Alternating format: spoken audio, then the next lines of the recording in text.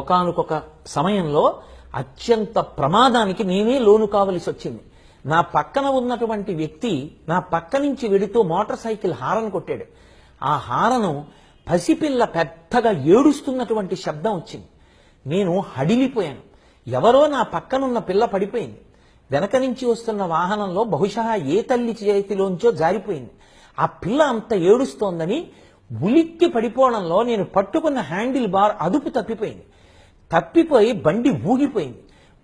పరమేశ్వరానుగ్రహం చేత బ్రేక్ వేసి నియంత్రించి నేను చూస్తేనే కదా వికటాట్టహాసం చేస్తూ నా పక్కనున్న వ్యక్తి మోటార్ సైకిల్ మీద వెళ్ళిపోతున్నాడు. పందిని పట్టుకునేటప్పుడు అది ఎంత పెద్దగా అరుస్తుందో అటువంటి పంది అరుపులతో కూడుకున్నటువంటి హారన్లు, కుక్కలు అరుస్తున్నటువంటి హారన్లు, పిల్లలు ఏడుస్తున్న హారన్లు, ఆ హారన్ కొడితే పక్కవాడు ఉలిక్కి పడిపోవడం, సున్నిత మనస్కులైనటువంటి పెద్దలు ఉలిక్కి పడి ఒక్కొక్కసారి కింద పడిపోవడం, దెబ్బ తగలడం, కనీసం మర్యాదకు కూడా ఆపకుండా వికటాట్టహాసం చేస్తూ వెళ్ళిపోవడం, వాహనాల మధ్యలోంచి ఇలా వంకర టింకరగా పాము వెళ్ళినట్టుగా వెడుతుండడం. నేను మొన్న తిరుమల వెడుతుంటే కారులో చూసి ఆశ్చర్యపోయాను. ఒక ద్విచక్ర వాహనం మీద వెడుతున్నటువంటి ఒక వ్యక్తి టైర్ యొక్క అంచు మీద వెడుతోంది ఆ మోటార్ సైకిల్. ఇలా వంగిపోయి మనిషి మోటార్ సైకిల్ మించి ఈ స్థాయిలో వంగిపోయి తిప్పుతున్నాడు. ఇంకొక మిల్లీమీటర్ దాటితే ఇటు పక్కనున్న వాహనం రోడ్డుకి ఈ చివరికి వెళ్ళిపోతుంది. అతను జారి యువతల వైపుకు పడిపోతే రోడ్డుకి యువతల వైపు కట్టబడినటువంటి గట్టు తలకి తగిలిందనుకోండి, వెనక నుంచి వాహనం రావడానికి 10 నిమిషాలు పడితే మంచినీళ్ళు ఇచ్చేటటువంటి వ్యక్తి ఉండడు. ఎందుకు వాహనాన్ని అంత వేగంగా నడపడం ఏమిటి, దాంట్లోంచి సంతోషం పొందడం ఏమిటి?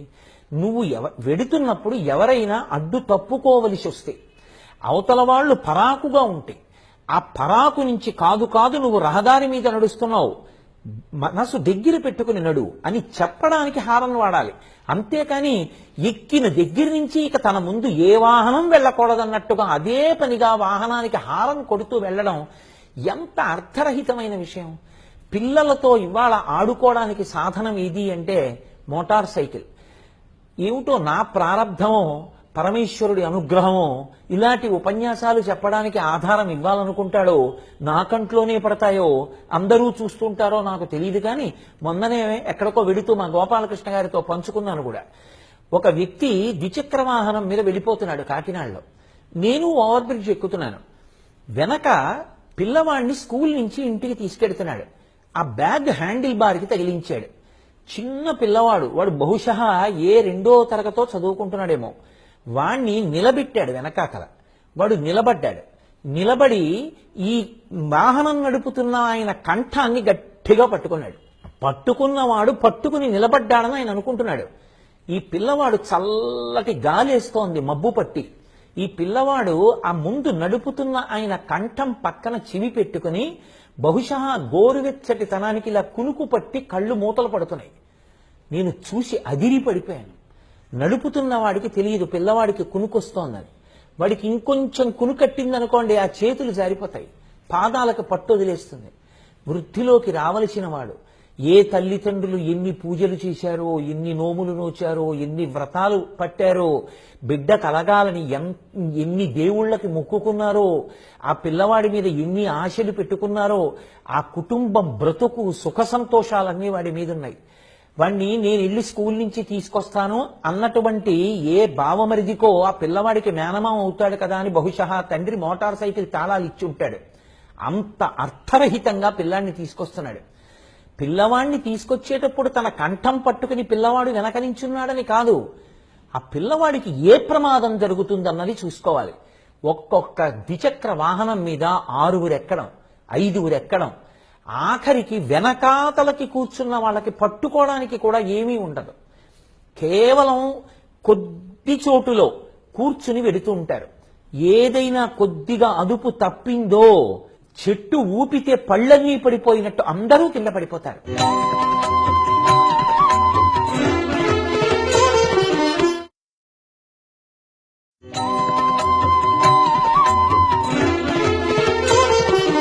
పరమ వృద్ధుల్ని ఎక్కించుకున్నంత వేగంగా వెళ్ళిపోతుంటారు.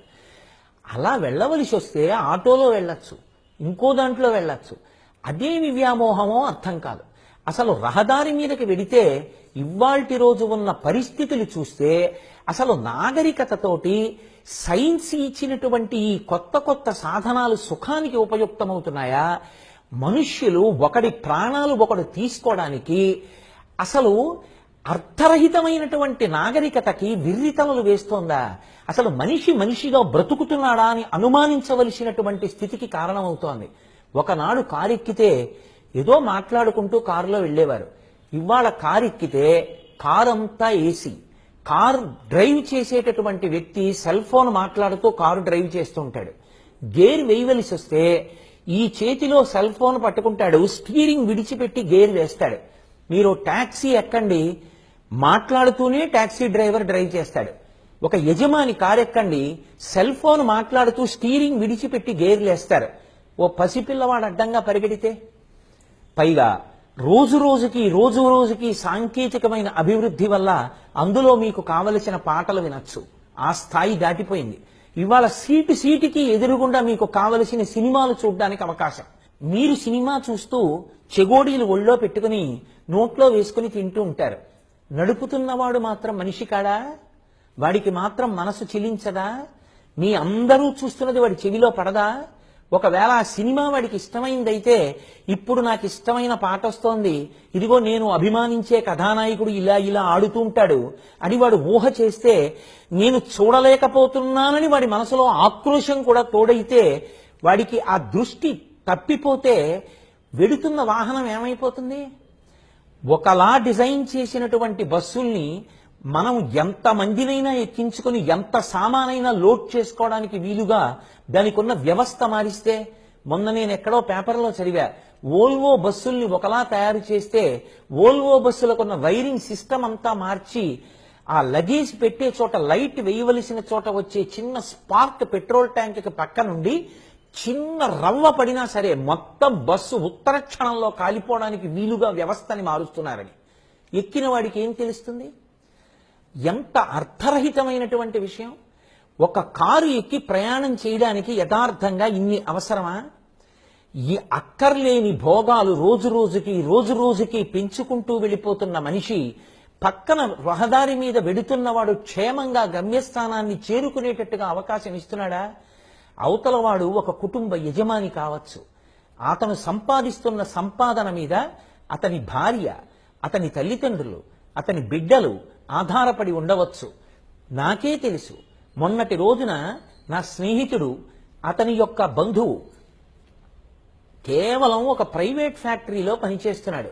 రెక్కాడితే కానీ డొక్కాడదు. అతనే కుటుంబానికి యజమాని. గట్టిగా 42 ఏళ్లు. ఇంకా పిల్ల ఇంటర్మీడియట్కి వచ్చింది. కుర్రవాడు ఇంజనీరింగ్లో జాయిన్ అయ్యాడు. భార్య, వృద్ధులైన తల్లిదండ్రులు. పాపం అటు బస్సు దిగి ఇంటికి భోజనానికి వెళ్లడం కోసమని ఇటు దాటుతున్నాడు. పిల్లలందరూ కలిసి పరమ సంతోషంతో పెద్ద కేకలు వేసుకుంటూ ఒకళ్ళని ఒకళ్ళు దాటుకుంటూ ఉత్సాహంగా చిన్న చిన్న సందులని చూడకుండా విపరీతమైన వేగంతో వెళ్ళిపోతున్నారు. అతను తడబడిపోయి ఎటు తప్పుకోవాలో అర్థం కాక ముందుకి వెనక్కి జరగడంలో ఆ గుత్తిగా వచ్చినటువంటి వాహనాలలో ఒక వాహనం ఢీకొట్టింది. కొట్టడం ఏమిటి, తూలి కింద పడిపోయాడు. ఆ పడిపోవడంలో తల వెళ్ళి తగిలింది. తగలడం ఏమిటి, కొబ్బరికాయ 2 చెక్కలైపోయినట్టు అయిపోయింది. ఆ కుటుంబంలో ఇవాళ ఆ ఆడపిల్ల ఏమైపోతుంది?